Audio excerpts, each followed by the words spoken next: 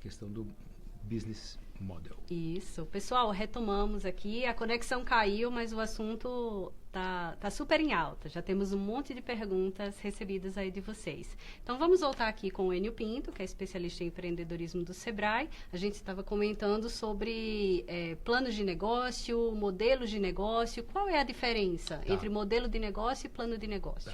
E quando cada um deles é mais útil? O que acontece, Tatiana? Todo negócio ele vem para resolver um problema. Né? Na verdade, a gente fala que os problemas são oportunidades de negócio esperando para serem descobertas. Tá? Só que eu tenho diferentes maneiras de resolver o mesmo problema. Sei lá, pegar um exemplo aqui qualquer. A população do meu município está experimentando uma situação de obesidade. Bom, eu posso criar uma clínica com nutricionistas, eu posso abrir saunas públicas, eu posso montar academias, eu posso mudar e botar estúdios de pilates. Quer dizer, existem diferentes maneiras, diferentes oportunidades de negócio, diferentes modelos de negócio para atacar um problema. Né? O que a gente sugere hoje, em função desse mundo VICA que experimentamos, é que você se planeje utilizando uma ferramenta chamada Canvas. Ela te permite simular, ainda no papel, como vai funcionar esse modelo de negócio antes de fato você colocar esse empreendimento na rua e fazer maiores investimentos. Né? Mas o Canvas exige que você experimente minimamente esse negócio. Né? Então, assim, se você vai montar, por exemplo, um restaurante, se você se entende um gourmet, se você quer derivar esse hobby seu, esse é um caminho muito usado para quem vai começar empreendimentos e que a gente sugere que se faça isso mesmo, derivar uma ocupação, alguma coisa que te dê muito prazer. Experimente cozinhar primeiro para sua família, experimente cozinhar para os vizinhos, em eventos sociais, experimente ver se esse modelo de cozinha que você está vislumbrando, de restaurante que você está vislumbrando, tem uma boa aceitação. Né? Faça esse estudo mínimo utilizando o Canvas, que vai te exigir que você pense quem serão seus parceiros nesse empreendimento, qual vai ser o tipo de relacionamento que eu vou estabelecer com o meu cliente, mas principalmente, que valor eu vou estar integrando para o meu cliente. Né? Hoje, Tatiana, muito mais do que entregar simplesmente produtos, né, a gente entrega valor. O valor a gente pode conceituar de maneira simples o somatório de um benefício concreto a uma experiência. Então, a gente está pegando aqui o exemplo de um restaurante. Eu quero ir a um restaurante vegetariano, comer comida vegetariana, isso concretamente é o que eu procuro como produto, mas eu quero chegar lá e ter um ambiente customizado, um atendimento customizado, um ambiente lúdico, leve, interativo, eu quero ter pessoas preparadas, eu quero saber a origem da comida que eu vou estar comendo, eu quero depois poder, sei lá, repousar ali num jogo de sofá, numa rede. Ou seja, eu quero muito mais do que simplesmente me alimentar, que seria o produto, ter toda uma proposta de uma experiência. Eu quero esse valor, não simplesmente só um produto. Então, assim, através do Canvas, que é essa ferramenta de planejamento, você tem a possibilidade de testar esse modelo. Né? E, fundamental, a experimentação. Você, o quanto antes, partir para o contato com o seu cliente, testar o seu produto, fazer os ajustes necessários, Tatiana, e depois retornar ao mercado. Inicialmente, né, em grupos menores, talvez, para ir conhecendo. Perfeito, é interessante você ir pessoalmente. A gente sempre diz o seguinte, se apaixone pelo problema. Né? O problema aqui é a obesidade. Eu vou resolver com um restaurante vegetariano, eu vou resolver com uma academia, porque quando você vai ao mercado fazer a experimentação, né, você nem sempre vai ter uma validação desse modelo de resolução desse problema. Se você está muito apaixonado por esse produto, pela solução, você pode ter apego a ela e dificuldade em fazer os ajustes. Né? Então, assim, se apaixone pelo problema. Como você vai resolver esse problema, quem vai te dizer é o seu cliente. Né? Ele é que vai dizer qual o melhor caminho, qual o melhor modelo para que você resolva aquilo ali. Tá? Então, essa é a proposta. Tá bom. Vamos agora começar as perguntas. Já chegaram Perfeito. Várias dos nossos seguidores. Bom, uma primeira pergunta para a gente começar. Qual a sua dica para quem está pensando em abrir um negócio? Como a pessoa se preparar para este momento? Tá certo, vamos lá. Eu falei agora de que uma empresa existe para responder a um problema. Ela vai ao encontro de um problema, ela vem como solução. Né? E aí, quando você está pensando no modelo, quando você está pensando nas possibilidades de solução, leve em consideração outras duas coisas. Uma, se essa forma de solução estar, de alguma maneira, alinhado com coisas que te dão prazer e satisfação. Tá, Tatiana? Um pequeno empreendimento vai exigir de você 10, 12, 14 horas de trabalho diário, principalmente no começo. Com o tempo, você tem até a possibilidade de estar delegando alguma coisa, até fundamental que você faça isso, para você ter um pouco de agenda para continuar se capacitando, se preparando, interagindo com o seu mercado. Né? Mas então é fundamental que você tenha muito prazer em atuar naquele segmento. É pouco provável que você consiga ser inovador, que você traga ineditismo, que você agregue valor, como falamos, num ramo de mercado no qual você não tem prazer de atuar. Né? Senão você vai ali muito com foco financeiro, com foco em retorno, em rentabilidade, em lucratividade. Você acaba não simplesmente delegando, mas quase que se omitindo. Né? Você coloca terceiros à frente e vem só no final do dia botar a mão no caixa e acaba não conseguindo ter o sucesso desejado. Então, um ponto é esse. Identifique um problema, veja se a solução está alinhada com coisas que te dão satisfação, plenitude, realização. E uma terceira coisa bastante relevante, se você é talentoso na entrega desse valor, tá? Porque eu estou sim resolvendo um problema, eu tenho prazer em atuar nisso, mas se eu não sou competitivo, se eu não tenho vantagens competitivas em relação a outros que já estão estabelecidos na atuação de resolução desse problema, eu também dificilmente terei sucesso. Né? Então fica aí uma trilogia, né? Eu tenho que ter prazer e satisfação em estar atuando ali. Eu tenho que ser competitivo, eu tenho que ser talentoso naquilo que eu estou fazendo, tá? E aquilo tem que vir ao encontro de um problema. Tem que resolver uma demanda local insatisfeita, né? Então, esse é um passo fundamental para quem vai começar. Isso aí vai te permitir ter concretamente a ideia, a oportunidade de negócio. Muito bom. Agora, então, esses 3 passos fundamentais. Tá. Esse é um foco muito no negócio, Tati. Eu vou trazer agora um foco para o empreendedor. Tá? Se você não tem uma experiência empresarial anterior e não domina aquele mercado, você precisa conhecer profundamente aquele mercado, a operação daquele mercado. É muito difícil você orientar, delegar, ensinar se você não sabe fazer. Né? Então é fundamental que você faça isso. Não que você vá ficar fazendo o operacional do seu negócio. Pegando o exemplo aqui da gente, de um restaurante, muitas pessoas vão montar um restaurante porque gosta de cozinhar. E ele logo vai descobrir que ele não será o especialista no restaurante dele. Ele vai ter uma atuação muito mais generalista. Pequenos negócios são multifuncionais e exigem isso do seu empreendedor. Um pequeno negócio não tem estrutura, não tem organograma, não tem vice-presidentes, gerentes, coordenadores, diretores, não tem quase colaboradores. Então você vai ter que ser muito mais um especialista do que o generalista. Você vai ter que entender de cozinha para supervisionar a sua cozinha, mas não para você cozinhar. Tomar decisões mais assertivas, né? Perfeitamente. Que não sejam fora da realidade. Né? Então, um ponto é, eu tenho que dominar a operação daquele restaurante. Tá claro? A segunda questão é, eu vou ficar muito mais envolvido na gestão do que nessa operação. Né? Por trás de um restaurante tem fluxo de mercadoria e produtos, tem fluxo de recursos, fluxo financeiro, tem fluxo de seres humanos, pessoas que você contrata, demite, terceiriza e tal. Você vai ter que fazer essa gestão. Quase sempre você não está preparado para isso. Todo mundo que vai empreender vem para derivar uma ocupação anterior ou vem explorar um hobby que ele tinha, alguma coisa que ele agora quero ganhar dinheiro fazendo uma coisa que até então era diversão. Vem muito nessa pegada, vem muito numa pegada também de desespero, vamos lá, de pessoas que estão desempregadas, que não conseguem ingressar na sociedade produtiva como colaborador e aí precisa entrar como empreendedor. Então essa pessoa precisa se preparar minimamente para a gestão. Tá? Então eu vou também ficar aí no tripartite. A operação, a gestão e, por fim, um aspecto atitudinal, Tatiana. Durante muito tempo, eu sou economista por formação, um bichinho em extinção, né? Mas, assim, a gente acreditava que o simples domínio de técnicas de gestão era suficiente para você ter sucesso empresarial. Né? Se eu sei formar um preço de venda, se eu sei fazer um fluxo de caixa, se eu sei fazer uma curva ABC para controlar estoque, vai dar tudo certo.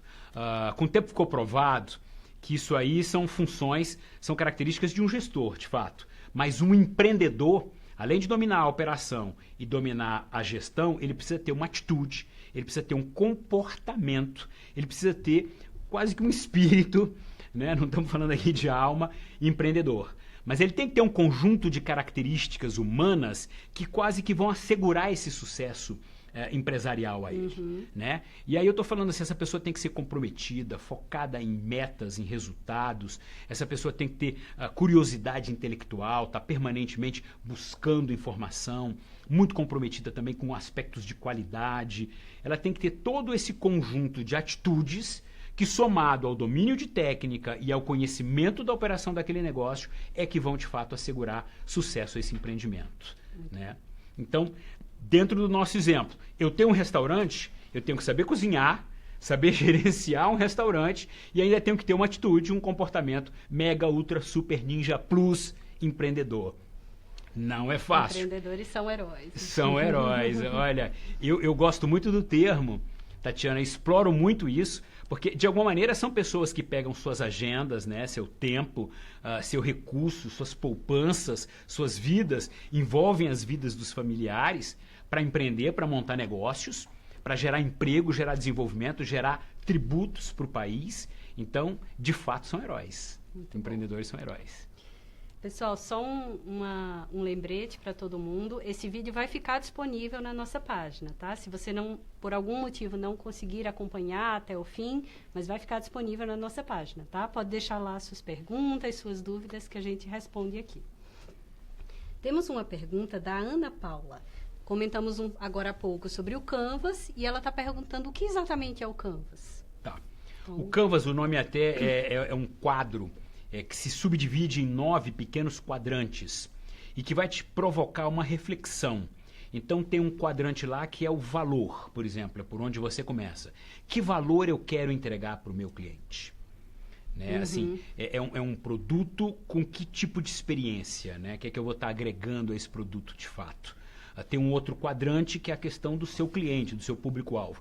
Quem é o seu público-alvo? Tanto nos aspectos qualitativos, eu tenho que definir o perfil desse meu público-alvo, né? Dentro do exemplo que a gente está explorando aqui, para ficar didática a conversa. Eu estou falando de um pequeno município que tem uma população que está ficando obesa. Então, esse é o perfil, pessoas que estão com sobrepeso, né? E aí eu também tenho que tentar minimamente quantificá-los, já que eu sei qual é o perfil, pessoas com sobrepeso, quantas são, poder aquisitivo, hábitos de consumo. Então, ou seja, é um quadro subdividido em 9 quadrantes que vai te trazer essa provocação no sentido de você fazer todo esse levantamento de informações que é de fato a matéria-prima nobre para um processo de tomada de decisão de abertura de um negócio, né? Se você der uma gulgada, você vai ver vários modelos de Canvas com explicação do preenchimento de cada item, mas a minha provocação aqui é de que você procure o Sebrae mais próximo, entre na nossa plataforma de educação à distância, que você vai encontrar algumas soluções Sebrae que se utilizam do Canvas. Por exemplo, o nosso Empretec, que é dividido tanto para empreendedores já estabelecidos como para candidatos a empresário.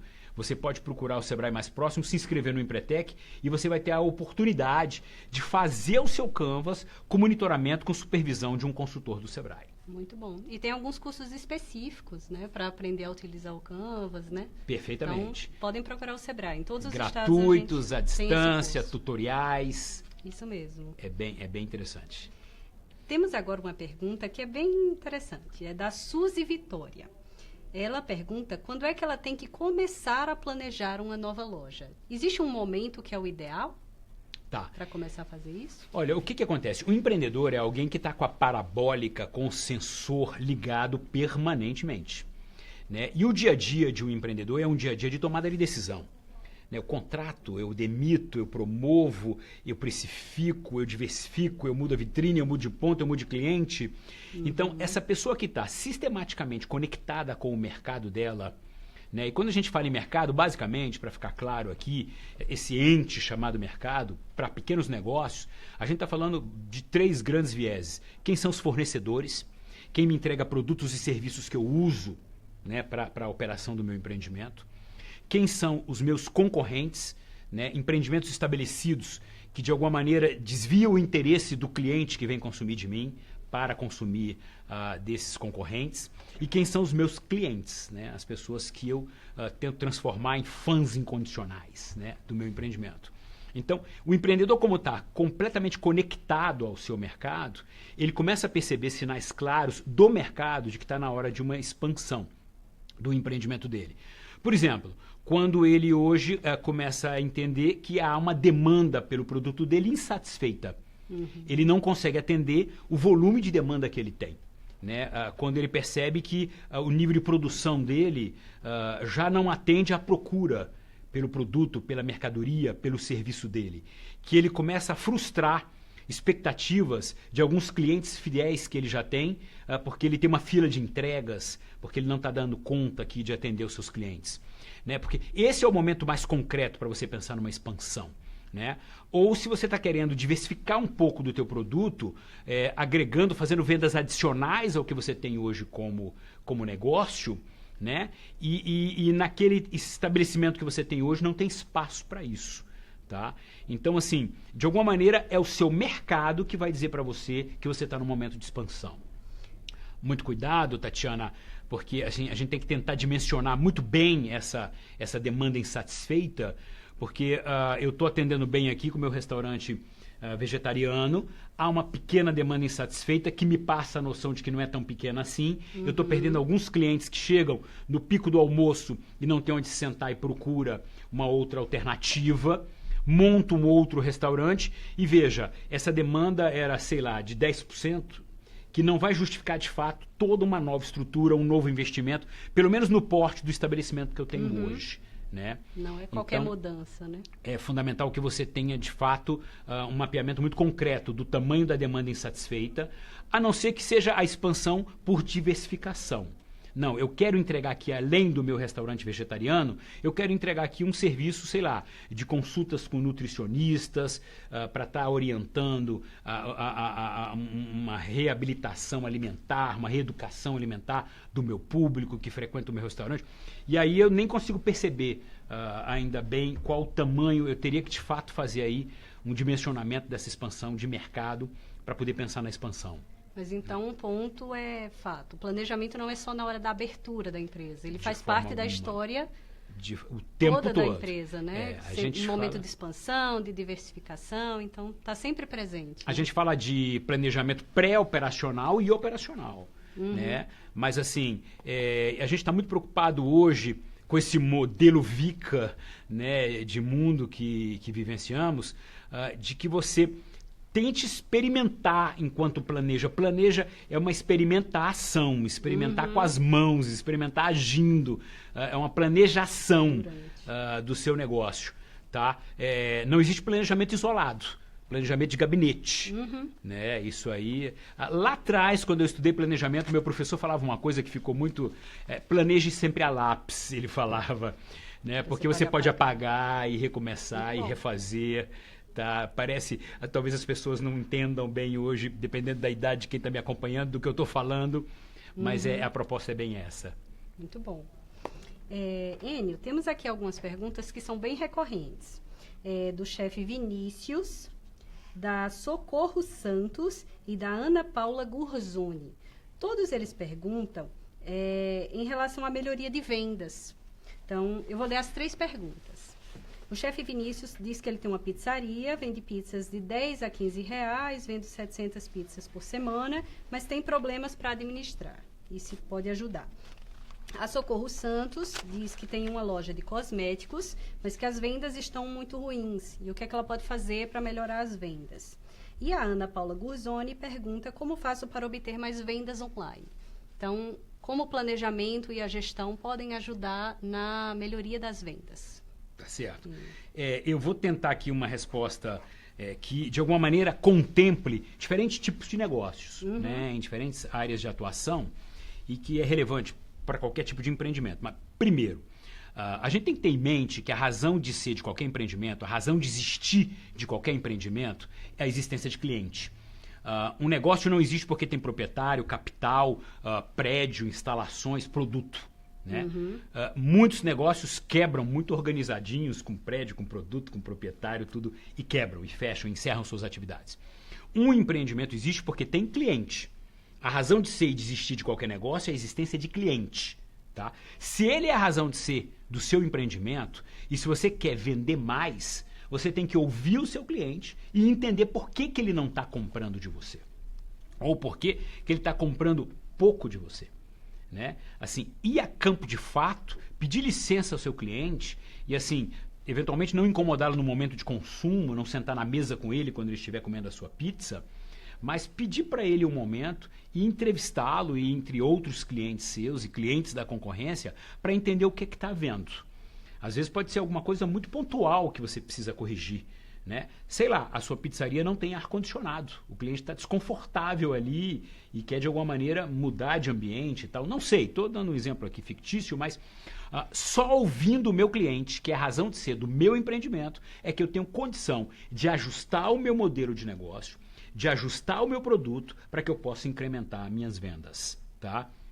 Agora, não fica aí, deixa eu explorar mais uma outra questão. A gente começou falando de uma transformação, né, de um mundo em transformação e que essa transformação se dá em todos os campos, tá? E aí eu queria dizer que a principal transformação que a gente observa é na transformação do próprio cliente, certo, Tati? Eu sou um jovem senhor da geração X. Você já, Tati, está na geração Y, né? As nossas colegas que estão aqui nos assistindo, eu diria que são quase Z. Né? Então, assim, a mudança da razão de existir do seu negócio, que é o cliente, exige de você também ajustes e adaptação. Né? A gente vive essa era da experiência, esse cliente Y e Z, ele está muito mais focado no uso do que na posse. Né? Do que eu estou falando aqui? Vamos exemplificar com 3 grandes corporações que não concorrem com você, mas que você, de alguma maneira, até deve ser cliente delas. Uber. Eu não quero mais ter carro. É assim que pensa o jovem hoje. Eu quero usar o Uber. Eu não quero mais ter casa de praia. Eu quero usar o Airbnb, né? Eu não quero mais ter namorado. Eu quero usar o Tinder, né? Então, assim, tem gosto para tudo, tá? Mas, assim, que acontece, Tati? Se o meu cliente mudou, se o meu cliente hoje, por exemplo, está muito mais focado em uso do que posse, está muito mais focado na experiência do que no produto, né? Se ele é uma pessoa muito mais dinâmica, muito mais focada em qualidade de vida, em satisfação pessoal, é uma pessoa muito mais desapegada, o meu negócio, o meu modelo de negócio tem que ser ajustado a essa nova realidade do cliente, que é quem consome de mim. Né? Muito provavelmente o produto desses empreendedores que nos estamos demandando, eu de fato não conheço essas experiências, esses negócios, podem não estar completamente adequado, customizado a essa realidade do nosso novo cliente. Muito bom. Tá? Quando vale fazer uma pesquisa de mercado? Olha, para conhecer melhor. Todo o tempo e todo dia. No momento em que você interage com o seu público, você está recebendo informação dele o tempo todo. Né? Você tem que estar impregnado de informação. Né? Assim, eu tenho estimulado muito os meus colegas empresários, homens, que convidem suas esposas a atuarem com eles e absorvam delas a curiosidade intelectual, né? A curiosidade. Entendeu? Eu brinco sempre, Tati, se você for a uma festa com seu marido, ao final da festa, você vai ter muito mais informação sobre tudo o que acontecia na festa do que o seu marido, que ficou o tempo todo discutindo futebol, no máximo falou um pouquinho mal dos políticos, mas depois voltou logo para o futebol. Né? Assim, então é fundamental que você comece a fazer a pesquisa de mercado o tempo todo, que você delegue algumas funções ordinárias e operacionais do seu empreendimento, até para especializar o seu colaborador naquilo, e tenha tempo para interagir com o seu mercado. Mercado, lembrando, fornecedores, concorrentes e clientes. Tá? Então, assim, aí você está permanentemente fazendo uma pesquisa de mercado, nem que seja por observação. Você pode até nem conversar com o seu cliente, mas você está, desculpe, Tati, observando como ele consome o seu produto ou o seu serviço, e aí você vai estar sempre redirecionando o seu negócio, o seu modelo de negócio, para de fato entregar valor e fidelizar o seu cliente. Muito bom. Tá? Temos agora uma pergunta que é mais focada em gestão do que em planejamento. É da Lissandra Oliveira. Ela diz que ela tem uma loja pequena, mas ela não sabe se está dando lucro ou não. Como é que ela sabe isso? Tá. Veja, o que acontece? Você, de fato, precisa implementar aí minimamente alguns controles gerenciais que te permitam fazer uma gestão do fluxo financeiro dos negócios, certo? Quando a gente fala gestão financeira, contempla entradas e saídas, né? O fluxo de finanças nos negócios, quase sempre a gente foca muito na gestão do caixa, né? Que é um encontro de prazos, eu diria. Né? Porque assim, como é que é o nome da colega? Lissandra. Porque, Lissandra, veja, o seu dinheiro muito provavelmente ou está parado em mercadorias no seu estoque, né, que não está girando na velocidade que você precisa e aí não está te dando liquidez, né, para você honrar compromissos. Ou ele muitas vezes pode estar na mão do seu cliente, porque você vendeu a prazo, recebeu só uma prestação, ele ainda tem muito do seu dinheiro ali entregar, mas isso só vai acontecer dentro dos prazos estabelecidos na venda, né? Por outro lado, você também tem alguns prazos para honrar os seus compromissos com seus fornecedores. E aí o casamento desses fluxos de contas a pagar com contas a receber é essencial para você começar a ter minimamente noção se você tem lucro ou não. Né? Eu nunca posso definir um prazo de pagamento, um dia de pagamento para uma determinada fatura minha, se eu não tenho uma segurança de que eu tenho também entrada naquele mesmo momento. Né? E isso às vezes vai te dar uma sensação de não lucro. Você vai ter que recorrer a cheque especial, a bancos, a familiares, a outras possibilidades de crédito, né? E te traz aí uma confusão na gestão financeira. Mas é fundamental, Tati, que ela crie controles gerenciais, tá? Para que ela tenha uma estrutura mínima de custos, que ela tenha fluxo de caixa, que ela registre todas as suas receitas, as suas entradas, para que você possa depois, debruçada nesses números, ou pedindo a ajuda de um especialista, procure o Sebrae. Isso aí é bastante dia a dia dos nossos consultores no Sebrae. A demanda por gestão financeira no Sebrae é muito recorrente. Procure o Sebrae para ele te ajudar a fazer essa apuração de lucro. E até para ver se a sua lucratividade, que é quanto o seu lucro incide no total das suas vendas, né? Então, um exemplo aqui, eu vendo 100, estou tendo 10 de lucro, portanto, minha lucratividade é de 10%. Ela está adequada e alinhada para o segmento e para o porte da sua empresa. Né? Eu posso dizer, olha, não, para uma academia de ginástica essa lucratividade é muito baixa, né? Mesmo considerando o seu ponto e o seu porte. Então a gente tem algumas intervenções para fazer no seu negócio, né? Mas não tem outro caminho. Você tem que assim, administrar os números, primeiro para administrar os números, registrar os números. Né? Ter uma mínima média mensal desses números, né? Então não é de um dia para o outro, para que você com segurança consiga estabelecer o que é a sua lucratividade hoje, né? O que é a sua rentabilidade, que é o lucro que está retornando o capital que você investiu lá atrás para começar aquele negócio, para a gente saber se de fato esse negócio financeiramente está sendo um bom negócio ou não para você. Né? Uma outra coisinha ainda, Tati, olha, economista amiga, tenho certeza ligou a câmera, é terrível, né? Preço de venda, formação de preço de venda. Se o preço de venda estiver inadequado, é melhor ela não vender. Assim, quanto mais ela vende, mais prejuízo ela tem. Né? Então é fundamental que ela se preocupe aí em informar da maneira mais adequada o preço dela, e isso não envolve só finanças. Né? Assim, o preço de venda é uma visão mais híbrida, eu diria. É mercado com finanças. Né? É o famoso 3C. Tudo comigo é 3, né, Tatiana? Mas é o C de concorrente. Né? O que o seu concorrente está praticando em termos de preços, né? Dentro do negócio que você tem? É o C de custos. Né? Eu tenho que vender a que preço para cobrir os custos e ter alguma margem de lucro. Mas, principalmente, o C de cliente, de consumidor. Que valor ele vê no seu produto? Que utilidade ele tem em consumir o seu serviço? Quanto ele estaria disposto a pagar pelo seu produto? Né? Uma boa definição de preço é determinante para você vir a ter lucro ou não. Senão pode desmontar toda a sua estratégia, né? Com certeza, com certeza. Enio, eu vou reunir agora 3 perguntas aqui que falam de capacitação, de cursos. Uma delas é do Rafael Andrade. Ele pergunta se tem algum curso para estoque, porque ele tem problemas para cuidar do estoque dele. A outra pergunta é da GCN Sampaio, que ela pergunta como aprender com o Sebrae, se tem cursos. E da Ana Paula Gurzoni, que nos perguntou agora há pouco e retornou, perguntando se o Sebrae orienta tudo isso, expansão, gestão, se acompanha o desenvolvimento. Então, como funciona essa parte de capacitação? Perfeito. Até resgatar algumas coisas. Eu disse que era fundamental que você sistematicamente delegasse. Né? Eu gosto do empreendedor bem livre para interagir com o mercado, né? E tá percebendo onde tem fragilidades, lacunas, para buscar soluções. Né? E aí, à medida que ele vai vendo aonde ele precisa se lapidar, se elaborar mais, ele buscar capacitação. Essa capacitação não precisa se dar no modelo tradicional de curso presencial. Né? Eu posso me capacitar contratando um consultor do Sebrae, indo aos pontos de atendimento do Sebrae. Nós temos 600 pontos de atendimento distribuídos pelo Brasil afora. né? Em toda cidade onde há uma densidade empresarial tem um ponto físico do Sebrae.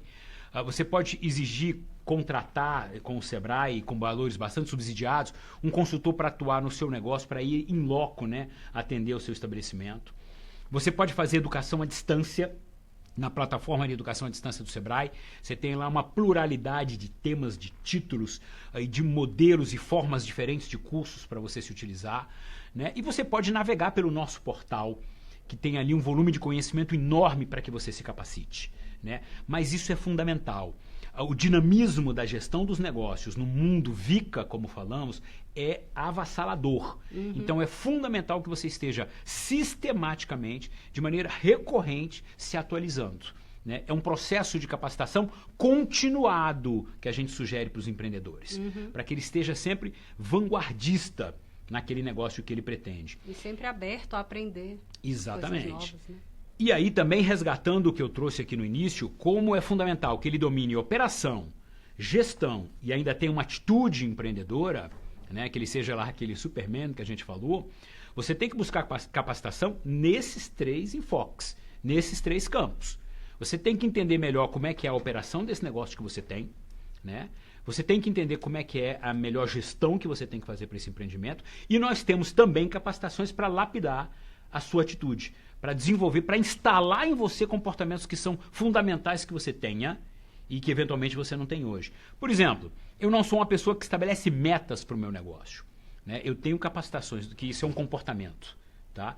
Eu tenho capacitações no Sebrae que vão te ajudar a estabelecer metas. Você vai trabalhar focado em alvos, em objetivos. Você vai estar sistematicamente tentando ampliar esses seus limites, extrapolar, superar essas metas, tá sempre celebrando essas metas, mas eu tenho capacitação para tudo isso, né? E aí isso também se adequa à sua distância, à sua localidade, ao seu segmento, ao seu horário, porque é internet, educação à distância, tudo, Tatiana, gratuito, tudo 0800, tudo free, tudo de grátis. Então não tem desculpa para você não estar de fato evoluindo como empreendedor, né? Porque veja, muitas pessoas são de fato vocacionadas para empreender, mas não necessariamente, não obrigatoriamente dominam técnicas de gestão de negócios. Né? E dada essa velocidade de mudança das coisas, eu preciso, mesmo que eu domine, estar sempre me atualizando, né? Inventando, né? Exato. Pessoal, só lembrando, esse vídeo vai ficar disponível aqui na nossa página. Uma boa notícia é que a gente está recebendo muita pergunta. Então, é um tema que realmente interessa muito aos empreendedores e desperta muito, né, essas dúvidas. Bom, tem 2 dúvidas que são ligadas ao mesmo tema. Que é como abrir um negócio em casa, como iniciar um negócio em casa. A GCN Sampaio pergunta justamente isso. Como iniciar um negócio em casa? Pode falar um pouco sobre isso? E a Maria Lucineide Silva também quer dicas de negócios em casa. O que a gente pode falar para Maria e para a GCN? Deixa eu ver se eu dou uma energizada nas duas aí, GCN e Maria. Né? As pessoas muitas vezes ficam pensando que para começar um empreendimento precisa ter recurso, capital, tá? E até deixa eu fazer aqui uma pequena dinâmica, só para ilustrar que não é bem assim, tá? Vamos lá, Tati. Vamos supor que 2 moças, Maria e Gessiane, estão querendo montar uma boutique, vender roupa, certo? Vamos dizer que uma era uma executiva de uma empresa, saiu num plano de demissão voluntária, tem algum capital na mão e quer empreender. E aí ela mais ou menos tem como referência onde ela comprava roupa. Ela comprava roupa num shopping. Então ela vai atrás de fazer a locação de um ponto. Depois ela vai ter que fazer a adaptação daquele imóvel. Depois ela vai ter que fazer a composição do estoque inicial. E o padrão de roupa que ela utilizava, provavelmente ela vai ter que recorrer a compras em Miami ou Nova York. E ela vai pegar um avião e ela vai ficar hospedada num bom hotel. E no dia da inauguração desse negócio, ela vai querer fazer um coquetel. Se possível, um pequeno desfile para já ir mostrando os modelitos dessa nova loja que ela está abrindo. E aí é muito provável que ela vai ter torrado todo o recurso dela e começa no primeiro dia endividada, sem um único cliente. Ela vai estar atrás do balcão com algumas velas acesas e muitos dedos cruzados, né, tá? E aí vamos lá para o outro lado. Uma pessoa que não tinha recurso algum, resolveu começar um pequeno empreendimento em casa, e aí ela quer vender roupas. Ela vai ter uma pegada mais de sacoleira, ela vai primeiro visitar as clientes, né, para dizer, oi, existo aqui, olha o meu produto. Ela vai pegar um ônibus e ela vai sair nesse ônibus 6 horas da tarde, vai dormir nele, vai amanhecer em São Paulo, vai lá para 25 de março, é isso? Uhum. E vai fazer as compras lá ao longo de todo o dia, deixando o famoso cheque pré-datado, voltando à noite, dormindo de novo no ônibus, no dia seguinte ela está de porta em porta, experimentando o negócio dela. Né, levando o produto dela em contato ao cliente. E ela vai começar a fazer uma pesquisa de mercado por observação, porque ela vai ficar ouvindo assim, gostei disso, mas não tem nudes, que é a cor da moda. Ah, gostei disso, mas não tem o meu número, eu não tenho toda a grade. Ah, isso não é legal, isso é brega, isso está cafona, isso está anacrônico e tal. Um mês depois, quando ela voltar para 25 de março, ela entende muito do negócio. Ela entende muito do produto, ela recebeu muito não e muito sim. Ela vai sentar com o fornecedor e vai falar, não, eu quero nudes. Não, eu quero toda a grade. Eu preciso já sabe o que deu certo, o que não deu certo. Exatamente. E aí, amiga, ela vai chegar um dia que não vai aguentar carregar tanta sacola. E aí ela, no último giro que der nas clientes, ela vai deixar uma filipeta dizendo, esse é o meu endereço, você me acha agora em casa. Né? E agora eu vou vender num quartinho que eu separei. Só que esse quartinho daqui a pouco está pequeno. Quando a cliente dela for lá, o cachorro dela vai morder o calcanhar da cliente. Ela vai misturar os problemas domésticos com os problemas do negócio e logo logo ela vai estar numa loja, numa rua e mais à frente um pouco ela vai estar de fato num shopping, mas conhecendo muito do produto, do mercado e com uma extensa carteira de clientes. Então, assim, não tem nenhum problema você começar em casa, começar pequeno, desde que seja muito focado no teu negócio, no teu cliente, né, na razão de existir do seu negócio, e vá fazendo isso que eu estou recomendando o tempo todo, experimentando. Até para ver se você fica feliz fazendo isso, se você se realiza. Só uma pessoa feliz, ela sonha, e empreender, Tati, é realização, é concretização de sonhos. Então, para começar a empreender, eu preciso primeiro começar a sonhar. Né? Então se emocione experimentando o seu negócio, sonhe muito, concretize seus sonhos, conte com o Sebrae para profissionalizar a gestão do seu sonho. Mas assim, tudo a ver começar em casa, você hoje pode começar na condição de um microempreendedor individual, você já pode começar mesmo em casa formal, né, tendo um CNPJ, né, o que te dá muita credibilidade no momento da compra, no momento da venda, e te dá um conjunto de benefícios bem interessantes a um custo baixíssimo. A formalização do seu negócio hoje, do MEI na sua casa, é completamente gratuito, à distância. E com toda a segurança, né? A legislação dá todo o apoio. Perfeito, você faz pela internet. Se tiver qualquer dificuldade com a internet, procura o Sebrae. Nossos técnicos estão lá para te ajudar e fazer essa formalização para você, custo zero. Muito legal. Você falou em investimento, então a próxima dúvida tem relação com isso. É do Pedro Navarro.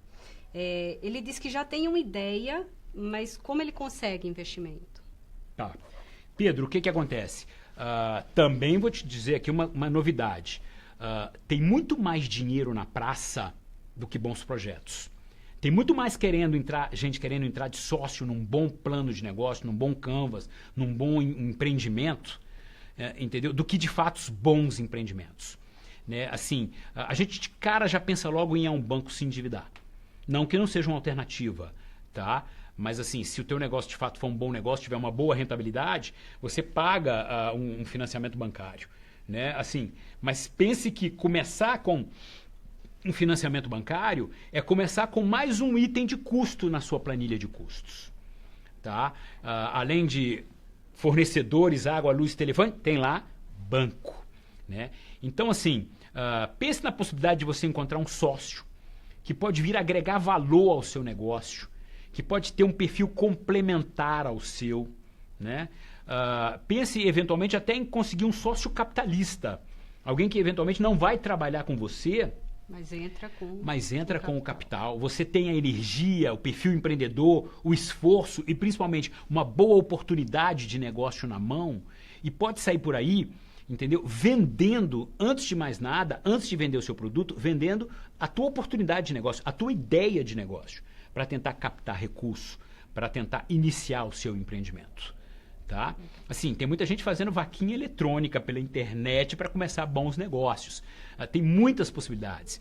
Hoje a gente tem angels, que são investidores informais, né? Assim, que entram como sócios, adquirem cotas dos empreendimentos, de bons empreendimentos. Né? Mas assim, o que eu quero que você pegue mesmo aqui, Pedro, é de que você precisa lapidar a sua ideia de negócio.